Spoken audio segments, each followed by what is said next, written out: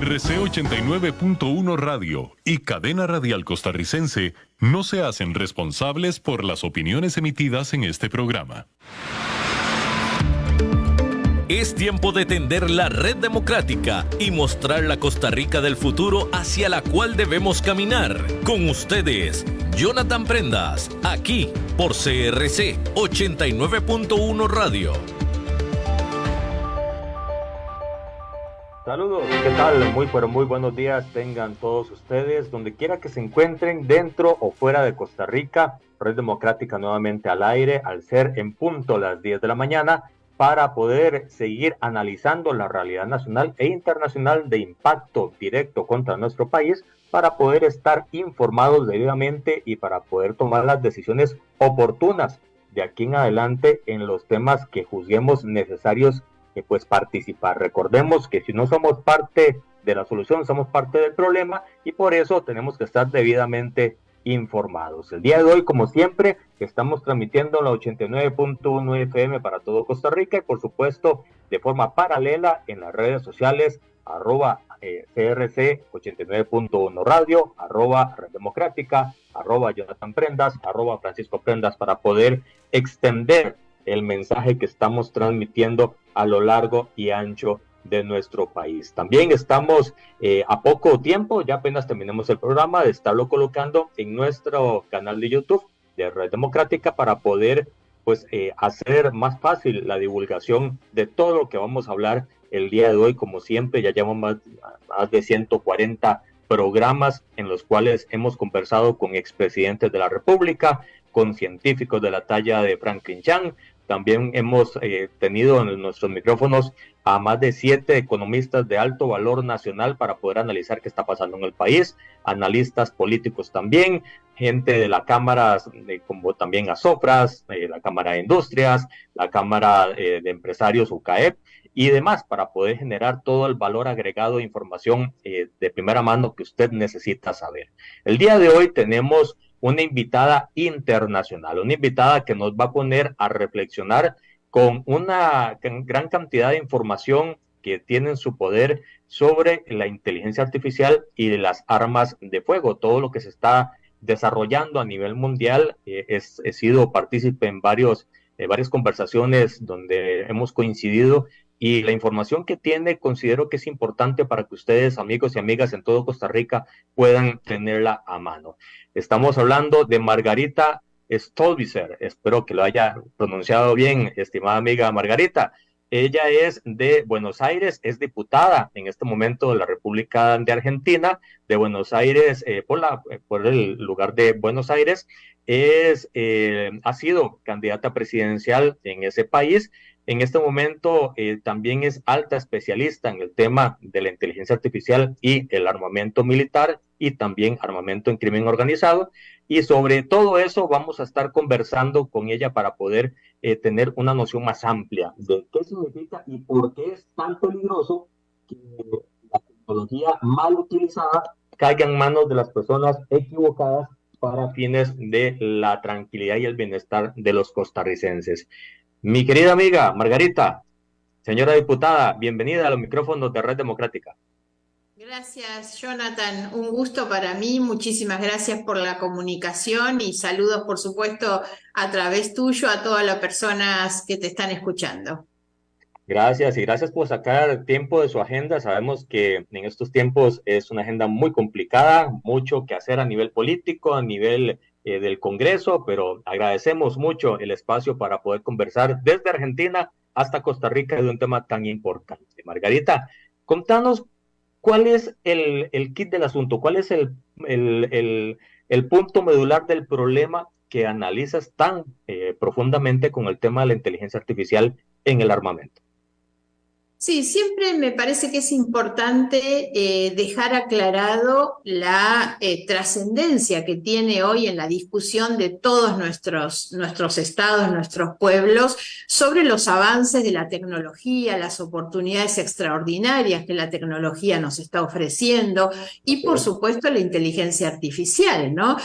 para que no aparezca que solamente vamos a plantear cuáles son los fantasmas que hay por detrás de la inteligencia artificial, sino reconocer antes que nada todas las ventajas y oportunidades que hoy nos ofrece la tecnología.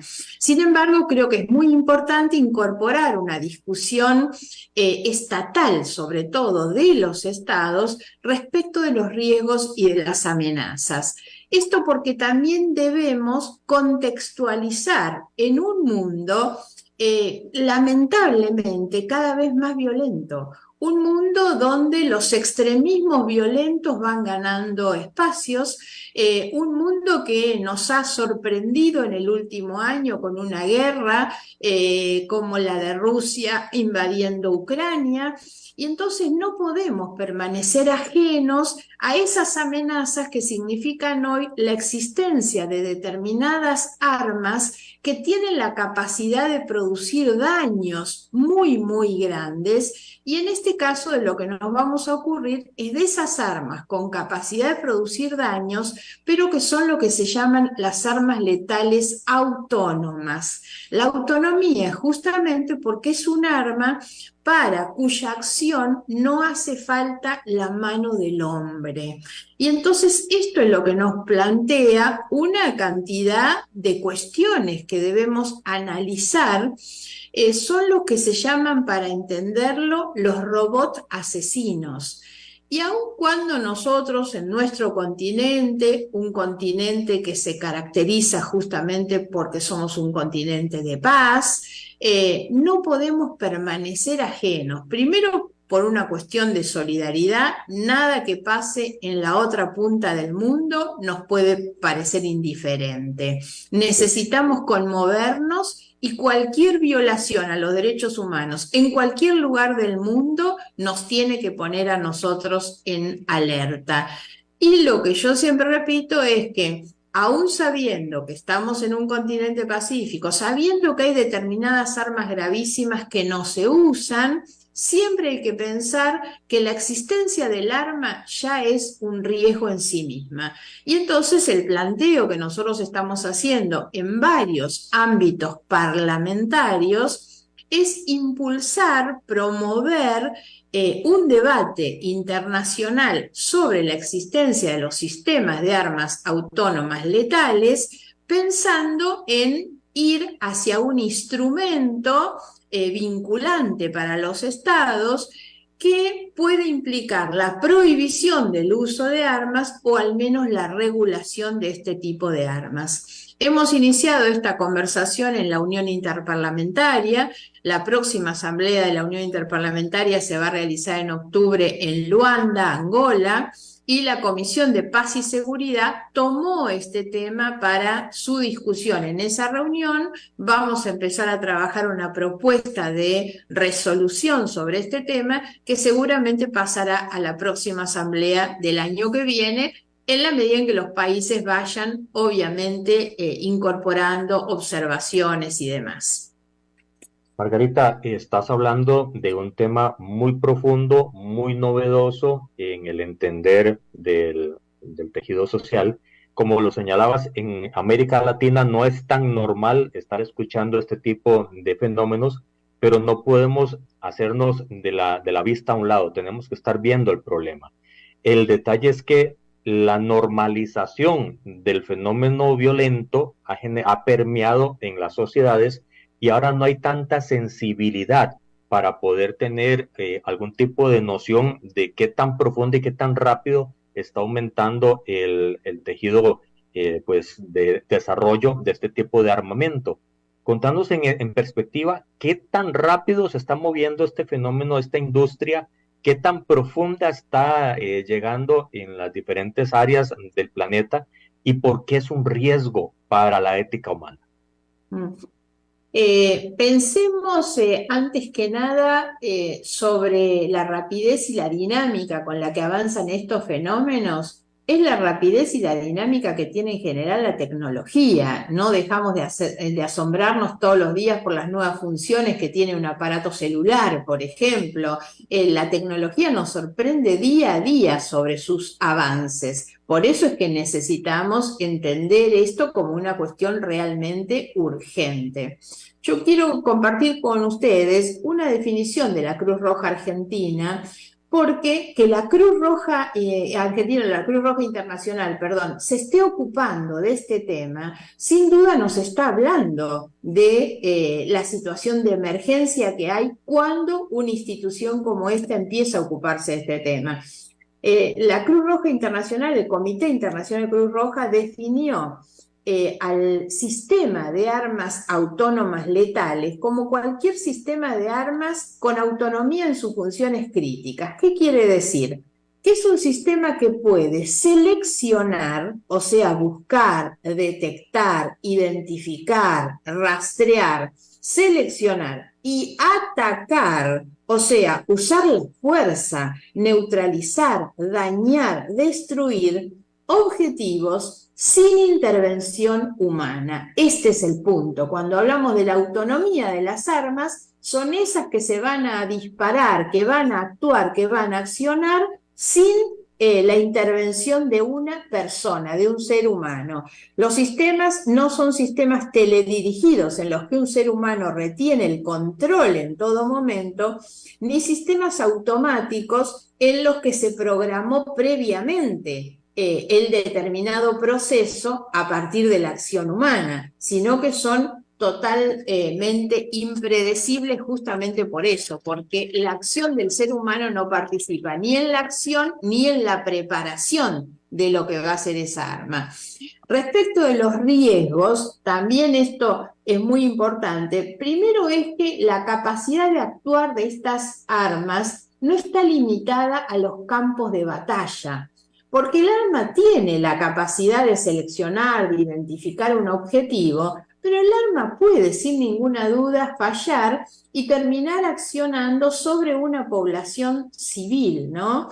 A mí me gusta hablar siempre como de tres dimensiones de las consecuencias, donde sin duda la principal es la humanitaria, que es sobre lo que se ocupa la Cruz Roja, que son los daños, obviamente, la necesidad de que todo esto esté supeditado al derecho internacional humanitario, que es justamente el derecho que se ocupa de los daños que se producen en los conflictos armados, cómo prevenir, cómo evitar, cómo mitigar esos daños. Entonces hay una primera dimensión que tiene que ver con este daño, que es la dimensión o la consecuencia humanitaria del uso de estas acciones. La segunda dimensión que es importante incorporar es la legal, por un tema que ustedes van a entender muy fácil, que es la dificultad de enjuiciar a una máquina por violar los derechos humanos. ¿Quién es responsable de las consecuencias que haya de la acción de ese humano? ¿A quién se enjuicia? Pues ¿quién responde por esas acciones al no haber un ser humano? Entonces, al no haber responsabilidades, imagínense que lo que tenemos ahí es la posibilidad de un crimen que queda impune.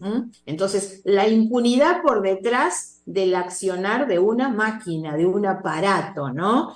Y la tercera dimensión sobre la que advertimos muy fuertemente es la dimensión ética, porque lo que quiere decir es que hay una máquina que dispone de la vida o la muerte de otras personas. Entonces, esto es realmente, está en el límite de lo moral, de lo ético, y son las cuestiones que la comunidad universal, que ha adoptado desde hace muchísimos años la defensa de los derechos humanos, la convivencia a partir de las prácticas del multilateralismo, de los convenios internacionales y demás, son cuestiones que van a contramano de lo que la comunidad internacional ha decidido, ¿no? Y después otra cuestión es que si bien nosotros estamos trabajando esto desde la perspectiva de los estados, el otro gran riesgo son estas armas por afuera de los estados, ¿en manos de quiénes? Jonathan, tú decías recién en la introducción, y siempre hay que hablar de esto cuando hablamos de armas, que lo que se debe evitar es que las armas terminen yendo a parar a donde no deben, porque una cosa es pensar en la defensa de los estados, otra es pensar, hoy sobre todo, en las organizaciones criminales que tienen altos niveles de sofisticación y de recursos financieros para acceder a armas de este tipo, organizaciones de narcotráfico, de terrorismo. Realmente esto, en relación a lo que yo decía antes, que es cómo se ha extendido un extremismo violento en el mundo y el acceso a este tipo de armas, insisto, en el riesgo que significa, ya no simplemente de guerras entre los estados, sino pensando en otras organizaciones no estatales, ¿no? La ilegalidad. Y algo que quisiera apuntar respecto del marco legal de discusión de esto, nosotros creemos que esto hay que ponerlo en el marco de lo que fue el protocolo adicional de los convenios de Ginebra del año 49, en los que se establece que la posibilidad que los estados tienen cuando están en conflicto para elegir las armas o los métodos o los medios de la guerra no es una atribución ilimitada de los estados, de ninguna manera puede ser ilimitada. Y entonces, ¿a qué está sometida esta capacidad o atribución de los estados? Al derecho internacional humanitario, al derecho internacional de los derechos humanos. Y ahí lo que se dispone, digamos, en las discusiones que ya se vienen avanzando, es que siempre tienen que pensar que el tipo de armas o medios o métodos de guerra debe estar sometido a ese derecho, primero que nada pensando en los daños que eso puede ocasionar, evaluar los daños. Y la otra cuestión es que también se ponen obligaciones a los estados en todo lo que se llama la vida o el proceso o el ciclo de vida de estas armas, que es desde que se empieza en su investigación, su desarrollo, no es solamente en el uso. Los estados tienen que tener muchísimos cuidados en todo lo que es el proceso de vida y de desarrollo de estos armamentos. Cuando estás hablando de tantos detalles, la pregunta que surge es ¿qué tanta conciencia internacional hay en los foros en los cuales participas, Margarita? ¿Qué tan profundo es la conciencia de tener que legislar para poder regular, de poder tener conciencia tecnológica de los avances que se están haciendo? Porque todo eso parece que se está generando, y en realidad sí es, de forma paralela a la institucionalidad. La institucionalidad tiene una serie de progresos tecnológicos que se van regulando militarizadamente hablando, pero bien lo decías hace unos minutos, el crimen organizado y todos los que tienen acceso al recurso económico para poder suplirse de este tipo de armamento, no le van a preguntar a nadie si están bien o no, pero sí se le puede regular de alguna forma con algún tipo de pronunciamiento internacional o normativa mundial o ley país para poder tratar de minimizar los impactos. ¿Qué tanta sensibilidad hay sobre eso? Me veo obligada a decirte que la discusión sobre cuánta sensibilidad o conciencia hay sobre este tema se cruza siempre con otra cuestión que son los intereses económicos. Porque yo creo que la conciencia existe, pero cuando esto se cruza, no es casual que si nosotros analizamos la reacción o el posicionamiento de los estados, y bueno, tiene mucho que ver con esto. Hay una gran mayoría de países pequeños que están en favor de la regulación, del tratamiento, de las limitaciones. Y las grandes potencias siempre dicen, bueno, hay que esperar, hay que dar más tiempo, y no se juegan tan claramente en el sentido de la regulación, limitación o prohibición, digamos. ¿Y por qué? Por lo que te decía antes, que es el cruce de los intereses económicos, cuando por detrás hay intereses económicos y también, digamos, geopolíticos. Lamentablemente yo marqué el tema de la situación de Ucrania, pero no es la única, no es la única. Y entonces vemos de qué manera recrudecen los enfrentamientos, la violencia entre grupos o entre países, y todo esto está siempre cruzado por los intereses económicos de los que venden las armas, de los que operan, desarrollan, investigan, y eso en general está ubicado en lo que son las grandes potencias, ¿no? Esta red internacional parlamentaria en la que estás trabajando, ¿qué tan rápido ves que se pueda concretar algún tipo de pronunciamiento? Bueno, nosotros estamos trabajando para tener un avance, esperemos, importante en octubre de este año, pero pensando en que la resolución definitiva se aprobaría en marzo del año que viene. De todos modos, creo que en simultáneo se está trabajando con los grupos de expertos de los países de Naciones Unidas que han avanzado y están trabajando con estos temas, porque lo que tenemos que llegar es obviamente a que en el marco multilateral y de los estados, nosotros le damos mucha importancia hoy a lo que estamos haciendo en el ámbito parlamentario. La Unión Interparlamentaria es la representación de todos los parlamentos del mundo.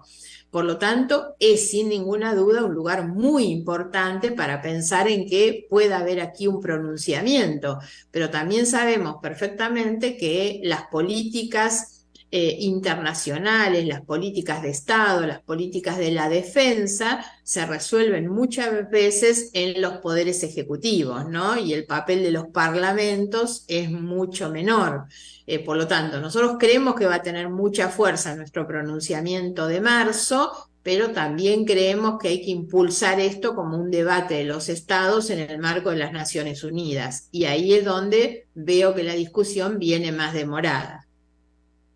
Hay una sensación que sobre el sistema multilateral, que debe ser siempre parte de la realidad política internacional, no va tan rápido precisamente como lo estaba señalando para poder definir esos pasos a seguir.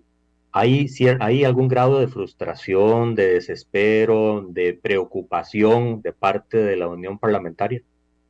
Sí, sin ninguna duda, la Unión Interparlamentaria está preocupada permanentemente y haciendo un seguimiento de muchas de estas cuestiones. Nosotros hemos aprobado una resolución el año pasado que habla justamente del recrudecimiento de estas situaciones. Hicimos eje en Ucrania, pero como dije antes, no es la única. Es Siria, algunos países del África, Afganistán, donde hay violaciones a los derechos humanos que tienen que llamar la atención de la comunidad internacional. La Unión Interparlamentaria está permanentemente atrás de cada una de estas situaciones, haciendo pronunciamientos, pero lo cierto es que esos pronunciamientos han sido insuficientes. De la misma manera que te diría esto como una opinión muy personal, de la misma manera que siento la impotencia de las decisiones de los organismos internacionales para frenar este tipo de conflictos.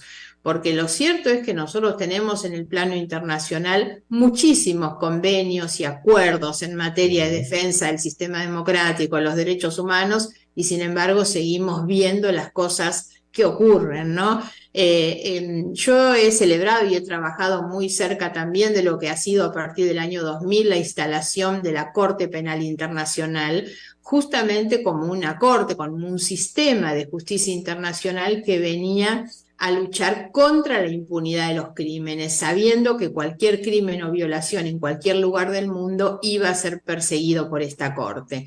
La Corte ha tenido una actuación muy buena, muy destacada, pero pongo aquí, tal vez siguiendo tus palabras, nunca es lo suficientemente rápido, urgente como son los conflictos. Lamentablemente muchas de esas cosas demoran más tiempo de lo que nos gustaría, de lo que sería necesario.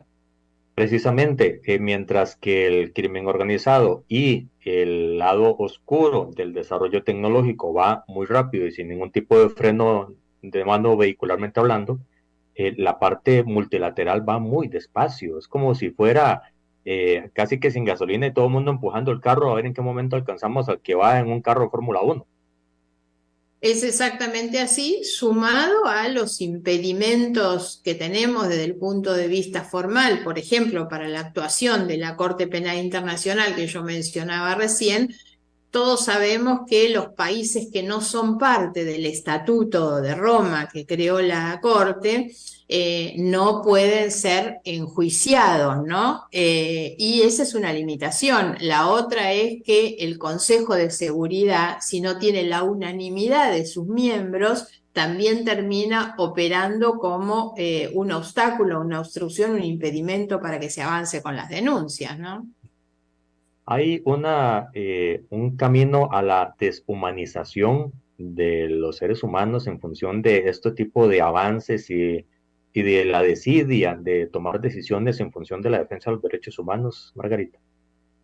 Y sería demasiado triste o lamentable tener que reconocer esta situación. Yo te decía que lo que califico en este momento es la impotencia de nuestros sistemas institucionales formales para resolver estas cuestiones. Si te parece, hay otro tema en agenda que tiene que ver bastante con esto, que son hoy los conflictos relacionados con el cambio climático.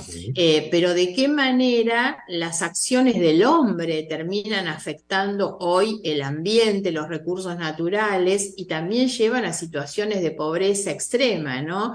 Esta es una discusión que nos debemos. Hoy hay abierta una discusión sobre la necesidad de incorporar dentro de los crímenes que más afectan a la humanidad, que son los del Estatuto de Roma, genocidio, lesa humanidad, crímenes de guerra y de agresión, incluir el crimen de ecocidio, digamos, porque lo que venimos viendo es que como una de las expresiones de esa deshumanización, hoy tiene que ver cómo también se afectan los recursos naturales en el planeta, que insisto, eso tiene después un impacto muy fuerte sobre las condiciones de la humanidad.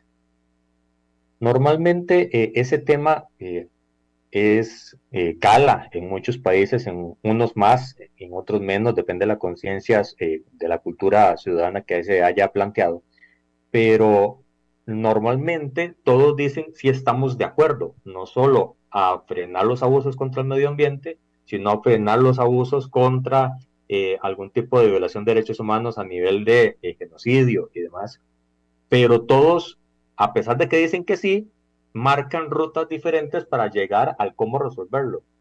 ¿Cómo es a lo interno de la Unión Interparlamentaria ese ejercicio, Margarita? ¿Todos están de acuerdo no solo en el fin, sino en el camino para llegar a ese fin? Bueno, en general, la Unión Interparlamentaria, que por supuesto tiene una diversidad en su composición, porque como sabrás está integrado por todos los parlamentos del mundo, hoy con regímenes más o menos democráticos, ¿no? Sin embargo, como colectivo, como unidad, la Unión Interparlamentaria ha manifestado siempre una gran preocupación sobre cada uno de estos temas y ha tenido siempre manifestaciones realmente muy contundentes. Pero caemos en algo que nos pasa también hacia adentro de nuestros países, que es la limitada capacidad que tiene un ámbito deliberativo, como es la unión de los parlamentos o de los parlamentarios, para operar, para incidir sobre la decisión y la acción concreta que no pasa por el lugar de los parlamentos, ¿no? Entonces, ahí es donde sentimos sobre todo el principal obstáculo. No deja de ser el marco de lo teórico, de lo abstracto, de lo deliberativo. Hoy los conflictos que nosotros tenemos, ni frente a los conflictos, ni frente a la necesidad de prevenirlos para evitarlos, lo declarativo es suficiente, ¿no? Por eso marcaba lo del tema de la Corte, tener un ámbito de juzgamiento de las conductas que se apartan de lo esperable, creo que también se hace cada vez más necesario y habría que darle a esos ámbitos mayores capacidades, recursos y demás, pero bueno, está siempre el problema de las grandes potencias que terminan operando en la obstrucción, digamos, de esos avances. Totalmente. Y pensando en los desarrollos históricos, tecnológicos del camino de la carrera militar, normalmente los desarrollos militares terminan siendo de consumo ciudadano o civil, obviamente con las moderaciones correspondientes, llámese internet, llámese otros tipos de desarrollo. ¿Cuál es el peligro, Margarita, de que no logre la humanidad ponerle un contexto y una contención a esta carrera que están identificando ustedes, vísperas de que eso pueda mutar y no solo llegar a crimen organizado, sino que llegue en diferentes formas a manos de la sociedad civil? Unos países más regulados que otros en el tema de acceso al armamento y unos países más que otros en regulación tecnológica. Bueno, es muy importante el punto que planteás porque eso nos lleva obviamente a otras reflexiones que tienen que ver, sobre todo en el caso nuestro como parlamentarios, que es el sentido de la representación, ¿no? Cuando nosotros nos sentamos en un lugar, en una banca, en el Parlamento, lo que hacemos es llevar ahí las cuestiones que depositan en nosotros aquellos que nos votan para que estemos en ese lugar. Hoy yo te diría que no existe en la mayoría de los países, de las sociedades, una conciencia social en el sentido de la importancia que estas cuestiones tienen. En la sociedad prima mucho más las emociones o los sentimientos relacionados con el individualismo, con los miedos también. Entonces, hoy creo que no se trabaja demasiado en lo que tiene que ver con la prevención de los conflictos tampoco. Y hay temas, aquí sobre todo, nosotros lo vemos, pero sé que pasa en muchos países de América Latina, la discusión sobre los temas relacionados con los derechos humanos y demás, no aparecen como los temas de la agenda social. Claro, y esto está justificado, no es que la gente ha perdido el sentido humano, sino que se busca una preservación personal en mucha gente que está atravesando situaciones realmente complicadas de supervivencia. Nuestro país tiene hoy una agenda social que está tomada por la supervivencia, que es que a la gente no le alcanza la plata para comprar todos los días sus alimentos de canasta básica. Entonces, cuando yo salgo como representante del pueblo a hablar de las armas autónomas, mi discurso aparece con un nivel de sofisticación y de distancia con esa agenda social de todos los días, que como compro la leche y el pan para los chicos, que se hace muy difícil. Y cuando estos temas no calan en la sociedad, tampoco suben hacia los estados, porque la tendencia muy fuerte dentro de lo que es la política, pero por eso estamos entrando en otro tema, la tendencia en la política es la respuesta fácil, mágica, por eso avanzan tanto los populismos, digamos, y se hace tan difícil tener debates políticos profundos, de contenidos, donde la cuestión de lo que vos planteás como la humanización o la deshumanización de la política o de los estados empieza siempre con la sociedad, cuánto la sociedad nos exige a nosotros como representantes realmente de preocuparnos por esas cuestiones y cuánto la gente nos exige que le resolvamos su día a día. Y esa separación de la teoría a la práctica en la política es un arma a doble filo porque no nos permite avanzar como representación de la ciudadanía en prever esos futuros problemas que están a la puerta de entrar, a la vuelta de la esquina. Pero, ¿cómo solventar esa barrera, Margarita? ¿Cómo lograr brincarse esa tapia, esa barrera, esa muralla de división de mi inmediatez a lo que probablemente mis hijos en un futuro vayan a tener que lidiar como un problema de primer orden? ¿Cómo hacer calar ese tema y cómo lograr que en los parlamentos se logre concientizar en una agenda paralela a la del día a día? Siempre pensar que los temas no son excluyentes unos de otros. Yo creo que nuestro deber de responsabilidad y de representación es atender ambas cuestiones. Yo tengo que ver cómo lo resuelvo a la gente la posibilidad de alquilar una vivienda, digamos, para su familia, y también tengo que prevenirla sobre los riesgos que tiene la inteligencia artificial creando robots asesinos. No es excluyente una cosa con la otra. Los parlamentos se componen además de una diversidad a través de las comisiones de trabajo, de las temáticas que cada uno toma. Entonces no debe ser excluyente, no es lo uno o lo otro. Tenemos que trabajar ambas cuestiones.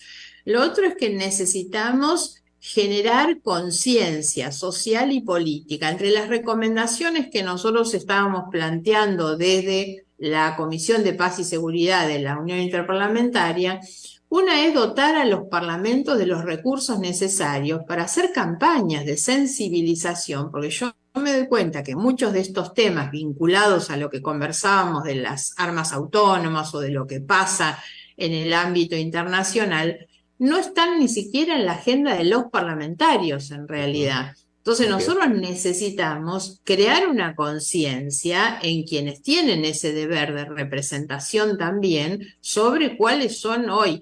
Esto tiene mucho que ver con la discusión sobre la diplomacia parlamentaria, sobre la política internacional, que es, como te decía en un comienzo, pensar que la violación a los derechos humanos en la otra parte del planeta no me puede ser indiferente. En realidad, nosotros tuvimos la experiencia del COVID, de la pandemia del COVID. La pandemia del COVID nos golpeó fuertemente un poco en ese sentido. Yo me acuerdo en Argentina, nosotros en diciembre del 2019, cuando esto apareció como la noticia de lo que irrumpía como una novedad en China, nos parecía que era una cosa que a nosotros ni nos tocaba, lo veíamos lejísimo. Un mes después o 2 meses después estábamos metidos hasta la coronilla con el problema de la pandemia, empezábamos a contar los muertos, la incapacidad de nuestros sistemas hospitalarios, la necesidad de las vacunas, y nos dimos cuenta en ese caso de qué manera lo que pasa en el otro lugar del mundo no te puede parecer indiferente, ¿no? Entonces creo que es muy importante tomar también estas cuestiones y sensibilizar, dar información que obviamente el representante político lo tenga y que incluya estos temas en la agenda, y también hacia abajo que la gente vaya entendiendo la necesidad de mirarnos como lo que somos, que es una aldea global. Hoy nosotros vivimos en un tiempo y en un mundo que es global, que una criatura de colegio se conecta frente a una computadora y está relacionada con el mundo y recibe noticias de todo el mundo. Entonces nosotros no podemos estar, yo le llamo a veces el ombliguismo, mirándonos el ombligo permanentemente con sociedades que se cierran, creyendo que nuestros problemas son solamente únicos, y perder esa idea de la relación con el mundo, que siempre tiene muchísimas oportunidades y por supuesto también tiene riesgos y amenazas, y hay que poder mirar ambas cosas. Estamos hablando con Margarita Stolbizer, es diputada de Argentina, sobre el tema de la automatización de las armas, la inteligencia artificial y todo este entramado internacional que existe y que tenemos que volver a verlo ya, no más adelante y no de acuerdo a ciertas circunstancias. Por ejemplo, si sale en un medio de comunicación una evidencia tangible de que están sucediendo crímenes de lesa humanidad sobre este tipo de armamentos. Margarita, ¿qué tan gráfico podemos explicarle a la audiencia de que no estamos hablando de un supuesto de algo que va a llegar a pasar, sino que estamos hablando de una realidad que ya está sucediendo en diferentes partes del mundo? ¿Cómo podemos explicarlo y cómo podemos hacer ese pellizco de realidad de que las cosas no son ciencia ficción, sino que de verdad están sucediendo en este momento en el planeta? Eso es así, y lo es, como te marcaba en un comienzo, en un sentido positivo e importante, pero que implica también hacernos cargo de los riesgos. Hoy la inteligencia artificial permite ver en muchos lugares vehículos que funcionan sin conductor, sin que haya una persona humana que está manejando ese vehículo, que puede incluso ser un vehículo de transporte de personas. Esto ya ocurre. En el ámbito de la medicina, de la biotecnología, hay avances que son extraordinarios frente a los problemas de la salud, por ejemplo. Y hay otros que están planteando en muchos lugares que dentro de un tiempo no tan lejano, tú vas a poder elegir las características físicas o incluso aptitudes que tenga un futuro hijo, por ejemplo. Estas son cuestiones que ya en muchos lugares en los estudios de la genética se empiezan a ver y a estudiar. Entonces, llega un punto en el cual la inteligencia artificial nos está mostrando un mundo prácticamente sin límites a lo imaginable, digamos, a lo posible. Eso tiene, como dije, muchos aspectos alentadores en el sentido de que el desarrollo de la humanidad puede encontrar condiciones de bienestar, de cura, de una cantidad de cosas que nos permitan vivir mejor.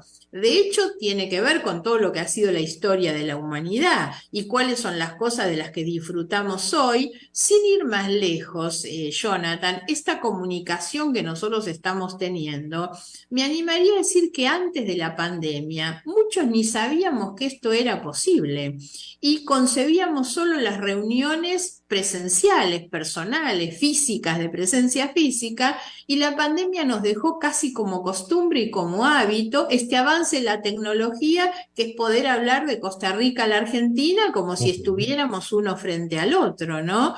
Entonces creo que todo esto hay que reconocerlo en esa dimensión, pero también saber que si no ponemos la perspectiva, como dije antes, humanitaria, legal, ética, en el desarrollo de estas nuevas tecnologías de la inteligencia artificial, eso también sirve para que hoy en muchos lugares empiezan a pensarse, hay algo menos dañino, por supuesto, pero que ya todos conocen, que son los drones. Los drones que ya se están utilizando en muchos lugares para llevar de un lado al otro la mercancía o para instalar una cámara y controlar determinadas cosas desde arriba con el dron. Bueno, el desarrollo más sofisticado de esos drones es lo que lleva a esa idea del robot asesino, que son los que además, desde ese funcionamiento autónomo, pueden, como dice la definición de la Cruz Roja, detectar un objetivo, identificar un objetivo y atacarlo. Entonces, Margarita, todo eso... y Sí, perdón que te interrumpa, con el agravante del tema de la ciberseguridad, que por ejemplo, en claro. Costa Rica el año anterior hackearon la Caja del Seguro Social, hackearon instituciones como Hacienda, hackearon institucionalidad pública que debería estar resguardada y por ejemplo en Costa Rica eso no se da con la intensidad que debería y nos expuso ante hackers internacionales que nos hicieron gran daño. Imagínate qué puede pasar si estas redes de crimen organizado quieren hackear algún tipo de estos robots asesinos, que llamas, muy acertadamente por cierto, y puede generar más daño del que se estaba pensando hacer a cierta parte de la población. Exactamente, por lo que decíamos antes, no solamente tenemos que pensar en el robot asesino como un arma de guerra de un estado contra otro, sino realmente con la posibilidad de acceso a estas armas letales y autónomas por parte de organizaciones paramilitares, de organizaciones civiles, de organizaciones criminales que terminen utilizando esto.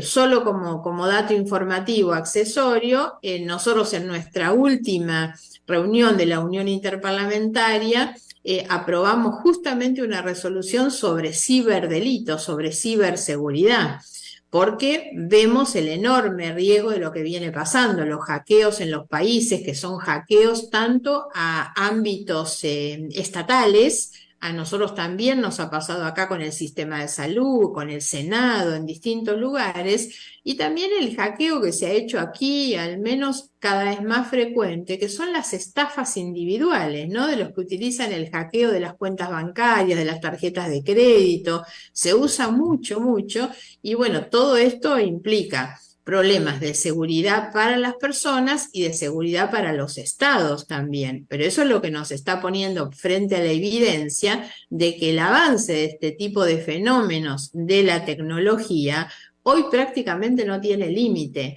Y lo que hay que hacer para poner los límites es recuperar algo que vos mencionaste, que es la humanización, la perspectiva humana de estas cuestiones, que es lo que nunca hay que perder de vista, ¿no? Pero que no va igual tan rápido como debería estarse movilizando o haciéndose conciencia. Y eso Por también llega a ser supuesto. otro problema. Por supuesto, eso creo que es así, por eso es tan importante, digamos, que vos desde un medio de comunicación lo estés tomando. Acá también es muy importante en esa cuestión de la divulgación, de la sensibilización, que quienes tienen el acceso a medios de comunicación también difundir esto a través de las redes sociales, de los distintos medios de comunicación, es muy importante para tomar conciencia. Margarita, no quisiera terminar el programa, quedan 7, 8 minutos de programa, sin aprovechar, si me lo permites, y hacer un balance de la carrera electoral que está pasando Argentina. No sé si me puedes hacer un balance, porque estamos a las puertas de la elección presidencial y quisiéramos acá en Costa Rica saber cómo va avanzando este proceso que ya en las elecciones paso, que son las primarias de cada partido, que son simultáneas, que no necesariamente reflejan una motivación generalizada a la sociedad, pero sí pueden dar las perspectivas de simpatizantes de un lado y del otro, pero cómo se está moviendo el ajedrez electoral en este momento en Argentina. Bueno, lo primero es explicarte algo que no escapa a lo que es la realidad de América Latina. Nosotros estamos en un proceso electoral en un contexto de cada vez más baja credibilidad de la política. Lamentablemente, yo presido también una ONG que trabaja temas de transparencia, justicia y derechos humanos. Hicimos ya desde hace 2 años, venimos haciendo una encuesta sobre los niveles de confianza o desconfianza social en las instituciones. Y es altamente preocupante, la sociedad no cree en sus instituciones, 8 de cada 10 personas no cree en el funcionamiento de la justicia, por ejemplo.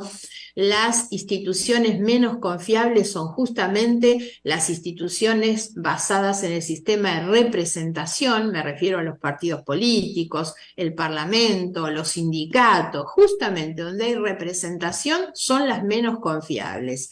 Siempre destaco que como dato, digamos, tal vez positivo, las instituciones más confiables son las que están en el área de la educación, la escuela, las universidades.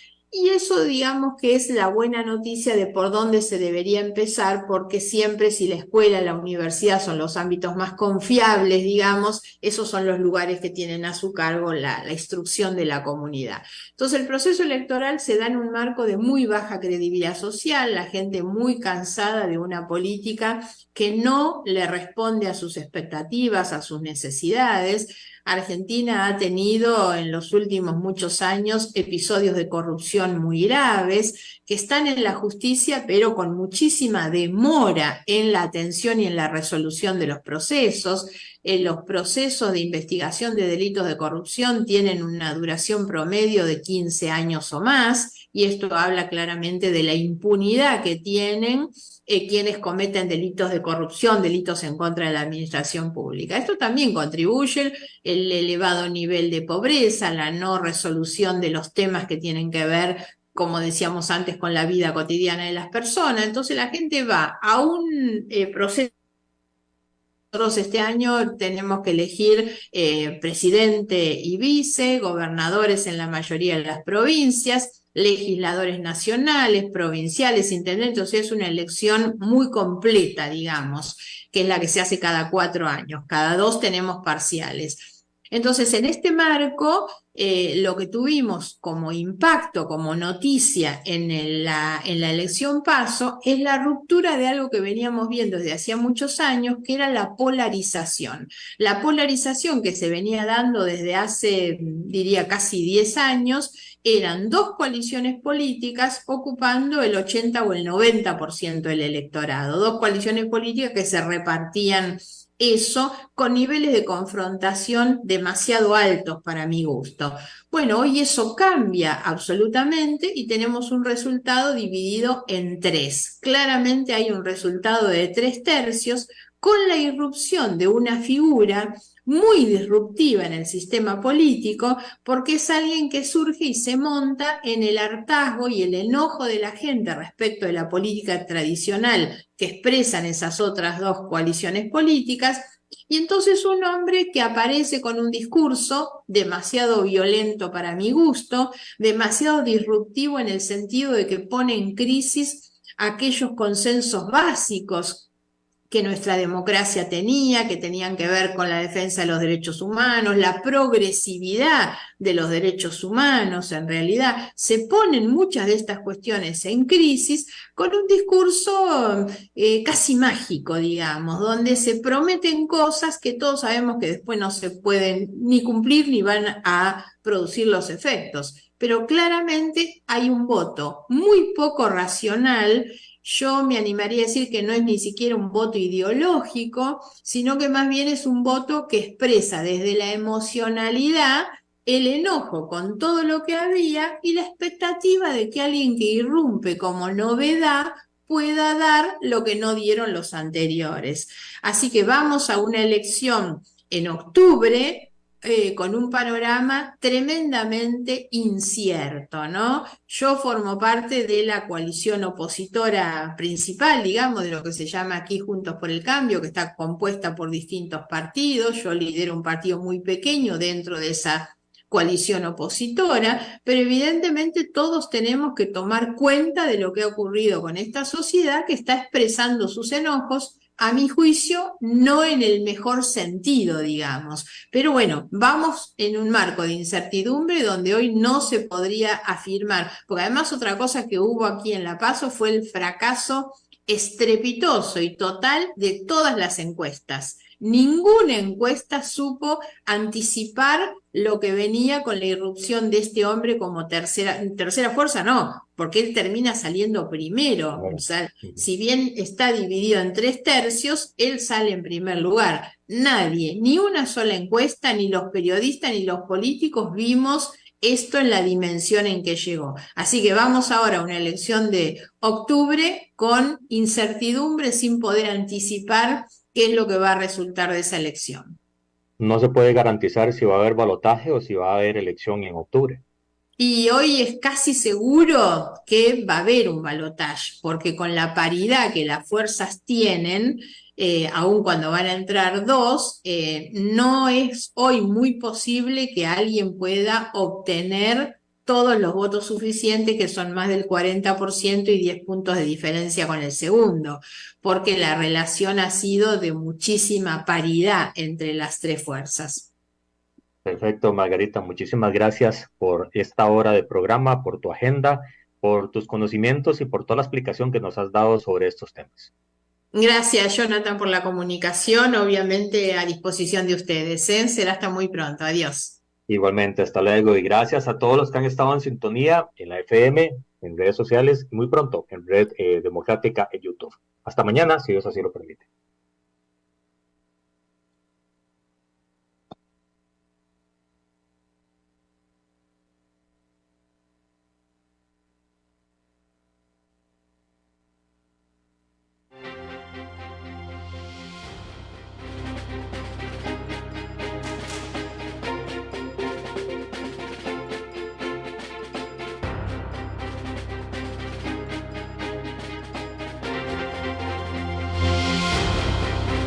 Esto ha sido todo por hoy en Red Democrática. Los esperamos en nuestro próximo programa para seguir descubriendo la Costa Rica del futuro. Solo aquí, por CRC 89.1 Radio.